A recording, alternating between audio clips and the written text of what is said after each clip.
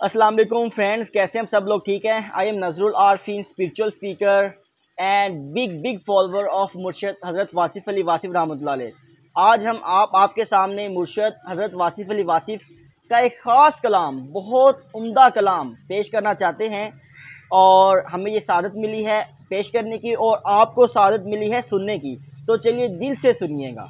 आप फरमाते हैं, ना मैं आया हूँ ना मैं लाया गया हूँ, मैं हरफ़े कुन हूँ फरमाया गया हूँ। मेरी अपनी नहीं है कोई सूरत, हर एक सूरत से बहलाया गया हूँ। बहुत बदले मेरे अंदाज लेकिन जहाँ खोया वहीं पाया गया हूँ।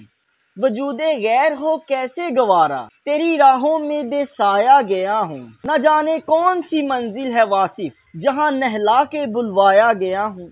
सो मुर्शद का ये पैगाम है, इसको अपने दिल में जगह दीजिए, खुद भी सुनिए और अपने दोस्तों के साथ भी इसको शेयर कीजिए, क्योंकि ये वो कलाम है, अगर आप इसको समझ लेंगे तो आपकी टेंशन, डिप्रेशन, एंजाइटी, स्ट्रेस सब कुछ दूर हो सकता है सिर्फ और सिर्फ ये कलाम सुनने से। तो रखिए अपना और अपने प्यारे को ढेर सारा ख्याल।